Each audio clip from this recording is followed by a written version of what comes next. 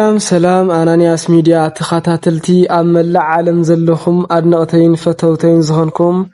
ሓደሽቲ ዝኾንኩም ሳብስክራይብ ብምግባር ናይ ደወል ምልክት ብምጥዋቕ ሓደሽቲ መንፈሳዊ ትሕዝቶታት ክትረኽቡ ላይክ ሼር ብምግባር ከዓ ናብ ኩሉ ንኽባፃሕ ንኽትተሓወሩን ብትሕትና ይሓትት ሎማዓንቲ ሒዘልኩም መፅእ ዘለኹ ትምህርቲ ካልኣይ ክፍል ትምህርቲ ጾታ እዩ ትርጉም ጾታን ማዕርነትን ጾታን ልብል እዩ ጾታ ማለት ካብ መጽሐፍ ቅዱስ ከምነንዎ ጾታ ዝብል ቃል በአርአያ እግዚአብሔር ካብ ዝተፈጠረ ዘርኢ ወድሰብ ጀሚሩ ብመውላድን ብዛሕን ጸጋ ተፈጥሮ ካብ እግዚአብሔር ዝረኸበ ኩሉ ፍጥረት ተባዕታይ ኣነስታይ ወይ ድማ ጓልን እናተባሃለ ዝጽዋዓሉ ብተፈጥሮ አካል ዝፍለየሉ ስያመ ወይ አንቀጽ እዩ ይኹንዳ እምበር ብቋንቋ ትርጉሙ ድማ ታራ ክፍሊ ማዕርግ ዓይነት ወገን ነገድ ማለት እንትኾን ንዝራውሑ ንዝዋለዱ ዝባዝሑ ዝወሃብ ተባዕታይን ኣነስታይን መፍለይ አንቀጽ ማለት እዩ ዘፍጥረት ምዕራፍ 1 ቁጥር 27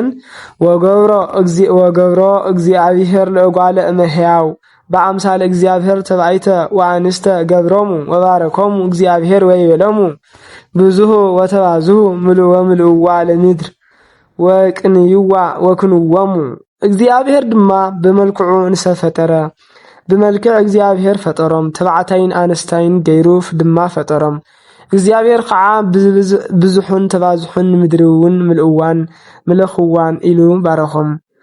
ከምኡውን ንእንስሳት ወእም እንስሳ ዘንጹህ ኣብ ምስልየከ ሰባት ተባይተ ወአንስተ ወእም እንስሳ ዘይኮነ ንጹሃ ክልኤተ ተባይተ ወአንስተ ካብ ኩሉ ንጹህ እንስሳ ሸውዓተ ተባዕታይን ኣነስታይን ካብ ኩሉ ዘይንጹህ እንስሳ ግና ክልተ ተባዕታይን ኣነስታይን ምሳኻ ውሰድ ዘፍጥረት ምዕራፍ 7 ካሓደ እስካብ 2 ከም ዝብል እግዚአብሔር አምላኽ ንፍጥረት በሐሳብ ብምንጋርን ብግብርን እዩ ፈጢሩ ንኣብነት ፍጥረት ምፍጣር ብሰንበት ምስ ጀመረ ብዕለተ ሰንበት ዝፈጠሮም ፍጥረታት በሐሳቡ ጥራሕ እዩ ፈጢሩዎም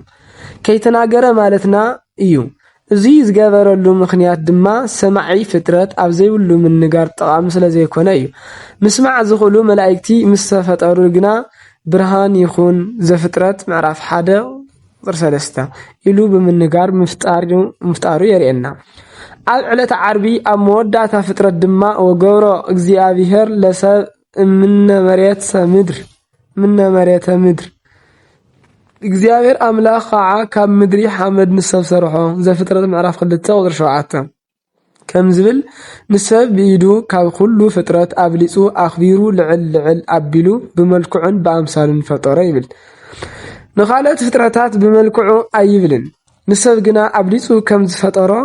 የዘርእየና ብመልክዑ ምፍጣሩ ጥራሕ ዘይኮነስ እግዚአብሔር ከዓ ብዙሑን ተባዙሑን ንምድሪ ምልእዋን ምለኽዋን ንዓሳ ባሕርን ኣዕዋን ዓዋፍን ሰማይን ኣብ ምድሪ ንዝንቀሳቐስ ኩሉ እንስሳን ግዝኡ ኢሉ ባረኾም ዘፍጥረት ምዕራፍ 1 ቁጥሪ 28 ተባሂሉ ኣተሓሳስባ ዓለም ኣብ ጾታ ዝብል ኣብ ቀጻሊ ክፋልና ክንሪኤና ኣብ ሳልሳይ ክፋል ወስብሃት ለእግዚአብሔር ወላዲት ድንግል ወለመስቀሉ ክቡር ሓድሽቲ ትኾንኩም ከዓ ሳብስክራይብ ላይክ ኣይትረስዑ ኢኹም ወስብሃት ለእግዚአብሔር ሰላም እግዚአብሔር ምሳኻትም ይኹን